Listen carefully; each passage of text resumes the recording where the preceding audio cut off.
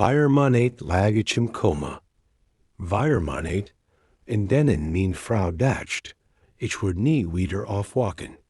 Und genau das nutzte, unser Gesangsvermögen auf ihren Namen zu übertragen.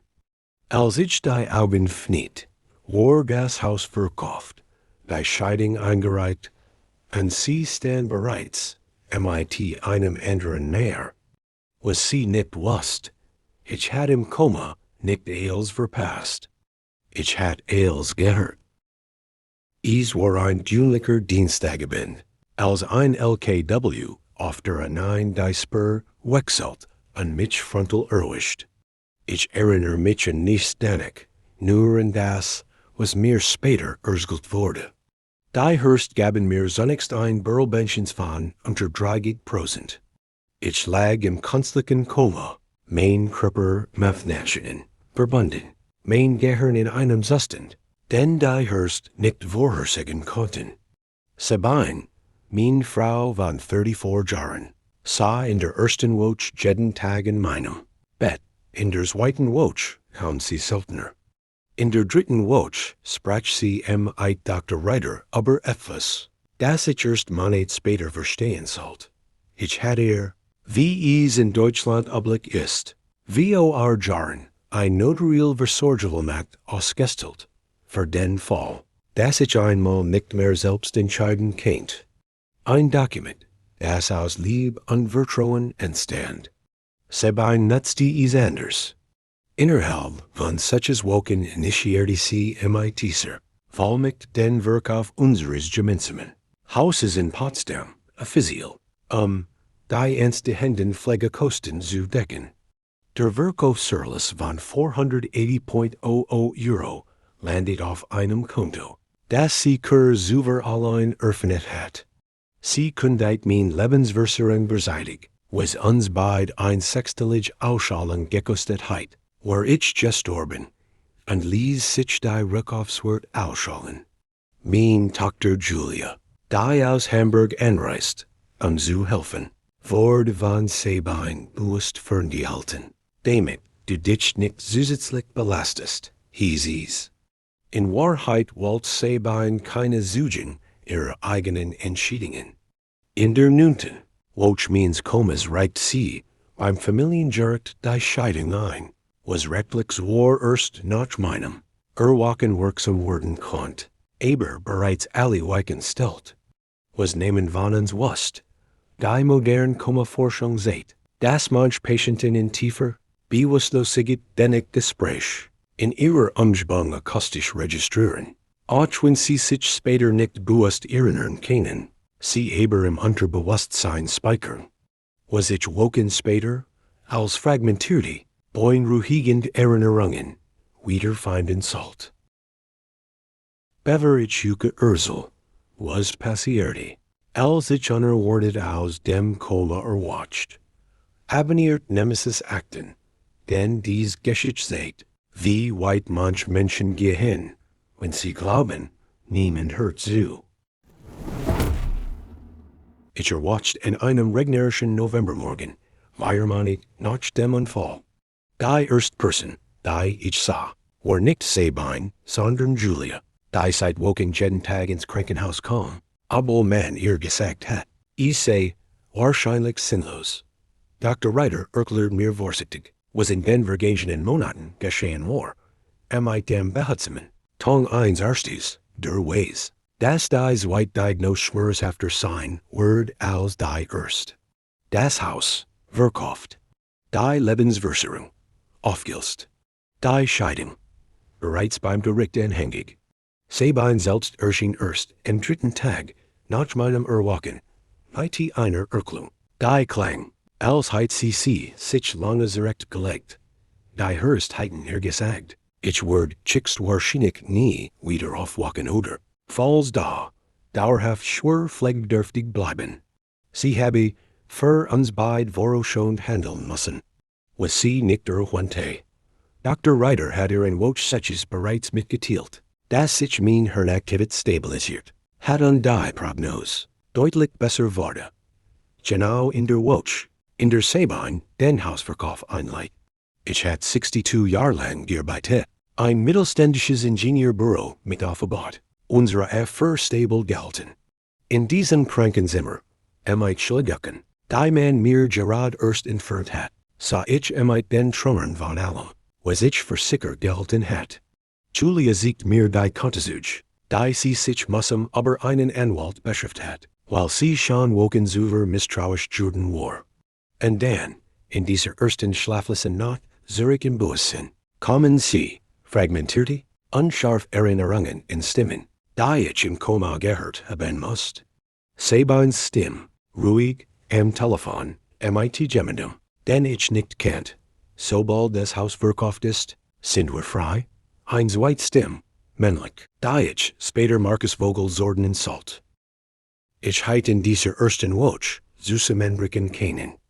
Stattdessen tat ich etwas, das mich selbst überrascht. Ich schwieg.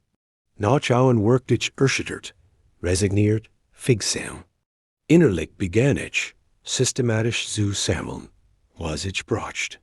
Julia, von Beruf Wirtschaftsprüferin, beauftragt diskret einen forensischen Buchhalter, der die Kontobewegungen der letzten 4 Monate rekonstruierte. Was wir fanden war schlimmer, als ich gedacht hat. Sabine hat nicht nur das Haus verkauft und die Versicherung aufgelöst. Sie hat in Woche 7 zusätzlich versichert, beim Betrügsgericht, ein rechtlich Betrug für mich zu beantragen, was noch weitreichender Kontrolle über mein Geschäftsförmigen Gegebenheit.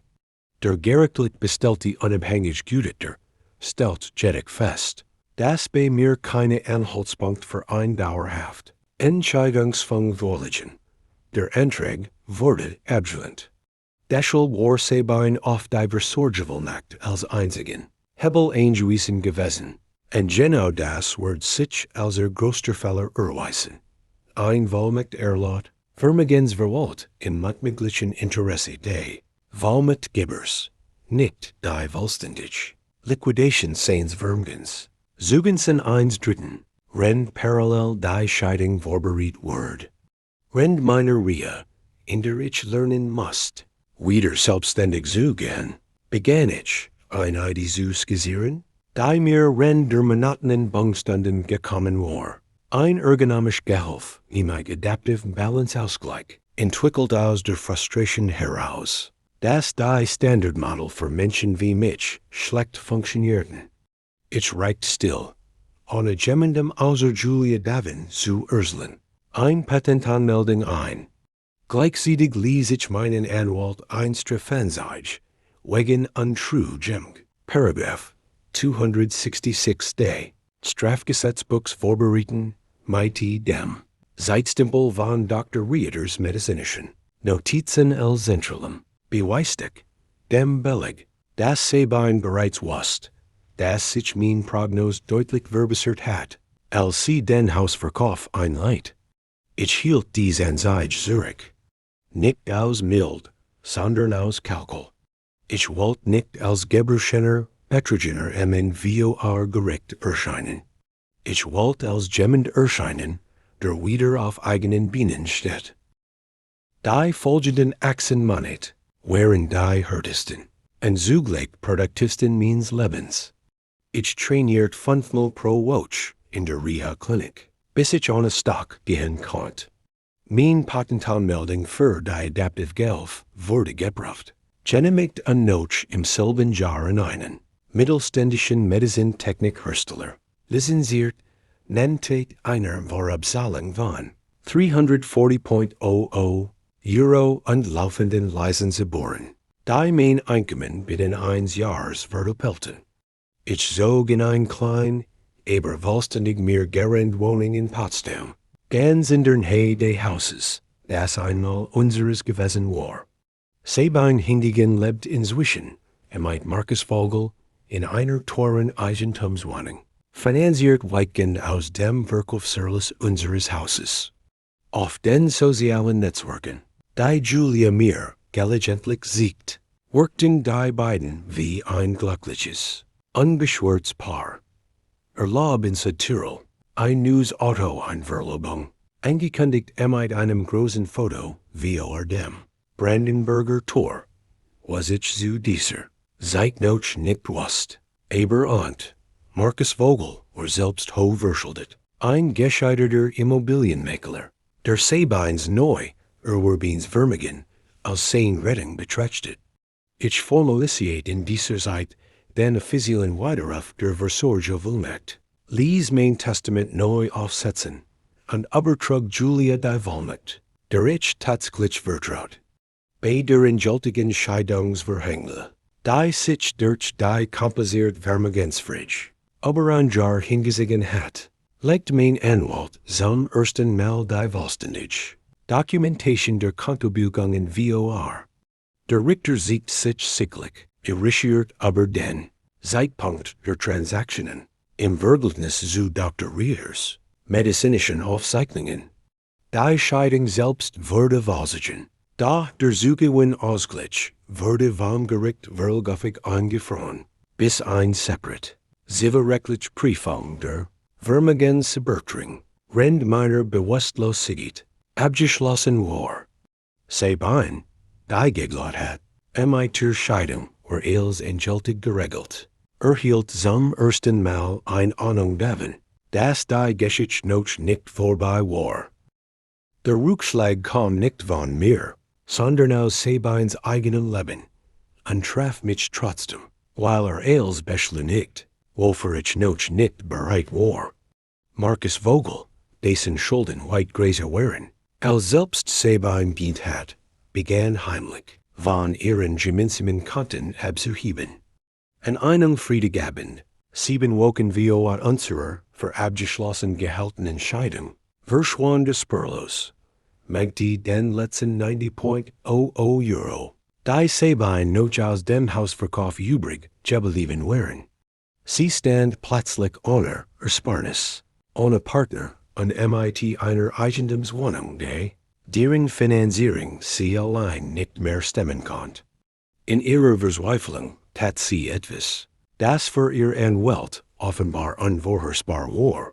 Sie kontaktierte die Bank, bei der das ursprüngliche Konto aus dem Hausverkauf geführt worden war, ein Klon der Kontohistorie zu erwirken, vermutlich in der Hoffnung, noch versteckt Restbetrag zu finden. Dies Anfrage erlässt die bei der Bank, wie in Deutschland bei Gregüren, ungründlichen Vermögensbegründung Oblick, eine automatische Compliance-Prüfung aus. Der Bank coded, kombiniert in der Strafenzeige, die mein Anwalt inzwischen formell eingereicht hat, fort zu einer staatsanwaltschaftlich Vorentersen wegen, untrue nach Paragraph 266 StGB. Innerhalb von 2 Wochen erhielt Sabine soll die Nachricht, das gegen sie strafrechtlich ermittelt wurde, als auch die endgültige Bestätigung, dass Markus Vogel sie mit dem Rest ihres Means Gelds verlassen hat. Julia rief mich in einem Mittwochsabend, und Papa, sie hat versicht, mich zu erretten. Sie will mit dir reden. Ich sah ein ganz, stundenlang schweigend in meiner Werkstatt, umgeben von den Prototypen meiner nächsten Erfindung, und was zum ersten Mal seit 2 Jahren nicht, was ich fühlen sollte. Genugtuung, Mitleid oder einfach nur ein tief, erschöpft Leer. Ich traf Sabine ein letztes Mal in einem neutralen Café in Potsdam, auf ihr Bett hin. Sie sah müde aus, Jahr gealtert, mit dem angestrengten Lächeln eines Menschen, der versicht, Word zu bewahren, wo keiner mehr übrig ist. Sie entschuldigt sich, aufrichtig, glaub ich, zumindest teilweise, aber sie fragt auch, ob ich die Strafenzeige zurücksehen kennt. Jetzt, wo wir bei da Gelittenheiten. Ich erklärte ruhig, was ich in den vergangenen Monaten gelernt hat, dass ein Vorsorgevollmacht, Vertrauen ist, kein Freibrief, und dass das Gesetz genau deshalb zwischen notwendiger Vorsorge und eigennütziger Bereicherung unterscheidet. Das Ermittlungsverfahren lief unabhängig von meinem persönlichen Willen weiter. Die Staatsanwaltschaft hat längstsinnig Beweis für ein Anklage. Am Ende eineten sich die Welt auf einen Vergleich. Sabine must im Rahmen des zivilrechtlichen Zugen ausgleichs. 60% der Verkaufserlöse zurückerstatten, verteilt aber einreden sollen. Das Strafverfahren wegen Untrue wurde, wie in vergleichbaren Fällen in Deutschland üblich, gegen ein Geldauflage von 45,00 Euro in ein gemeinnützige Organisation verschlagen Fall und Koma-Patienten eingestellt. Einbedingung, auf der ich persönlich bestanden hat.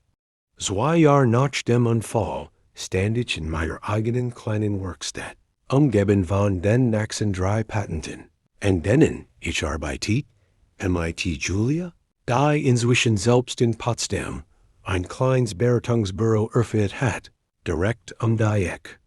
Ich hat wieder rausgesucht Notversicherungswohnungen. Ich hat nur das Zurückgeld, was rechtmäßig meins war, und dabei etwas Neues aufgebaut, das niemand mehr wegnehmen konnte.